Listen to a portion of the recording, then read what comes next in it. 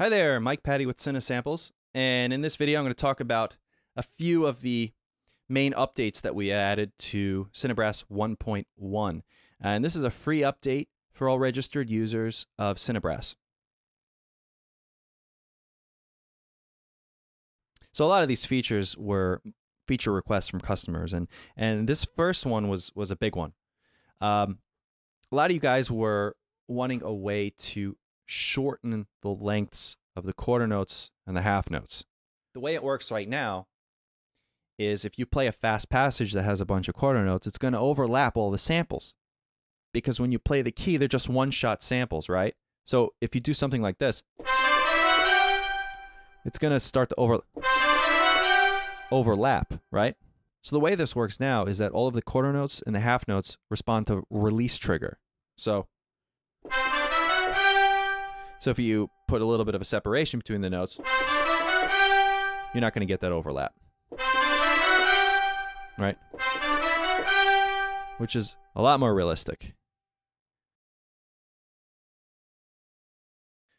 The next feature we added was a double tonguing feature, and this is definitely a great way to create repeated figures, and this is something that brass players do very easily.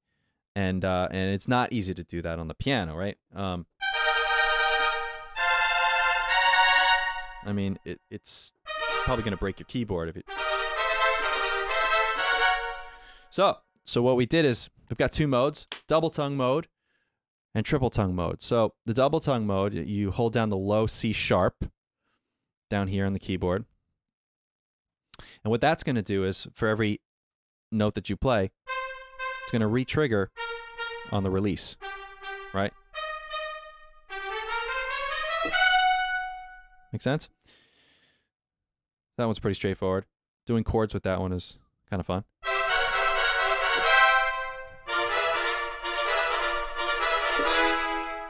And you'll notice also if you play a quarter note or a half note somewhere in there, it's not going to re-trigger those. It's only going to re-trigger the eighth notes.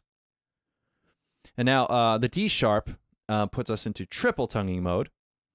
And this is pretty cool. This is the way this works is the script will figure out the distance between notes 1 and 2 and then play the third note the same distance. Right? So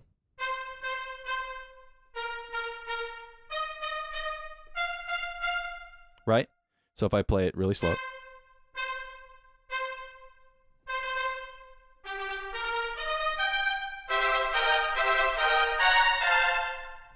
make sense? So so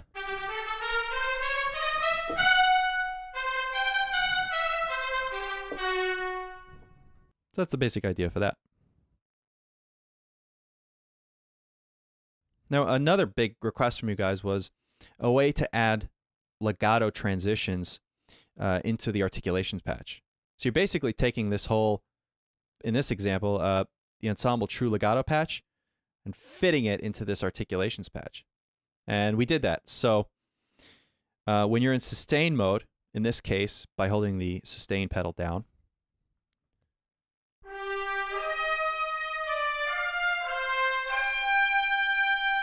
right? Before, this is how it sounded.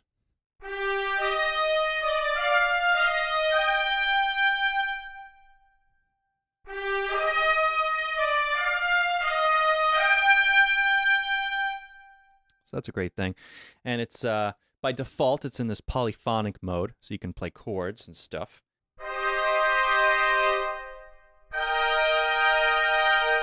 Right? And if you wanted to switch from polyphonic to monophonic mode, that is now a key switch. So you can switch very easily. It's a low A on the piano and the A sharp. Right? So there I'm switching back and forth because it's a button, it's not a drop down.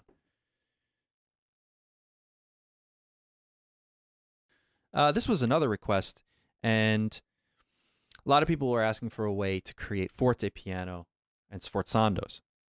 And so what we did is, if you're in sustain mode and you play with a high velocity, you're going to get a half note short added to that sustain. So you just play a sustain normally. This is how it sounds, right?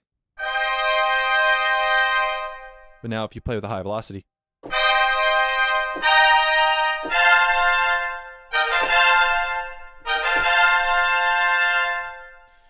right? So you can have that attack onto a sustain and then, bring the mod wheel down and then crescendo. So you could do like forte piano crescendos and all sorts of things.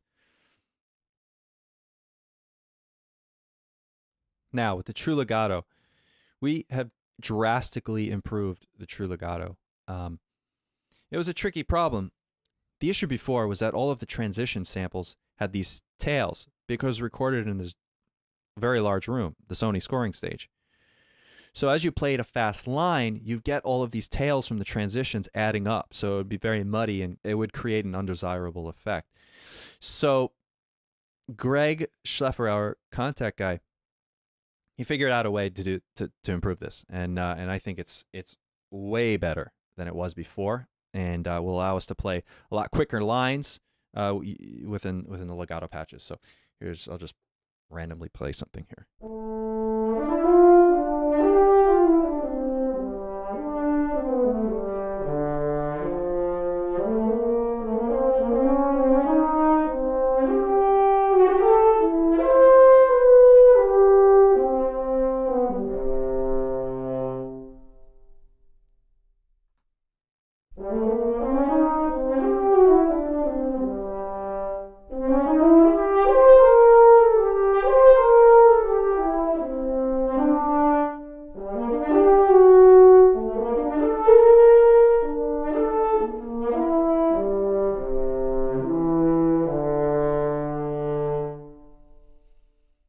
Also, a side note to the horn solo patch, we added a mod wheel control, so you have some timbre control over the sound.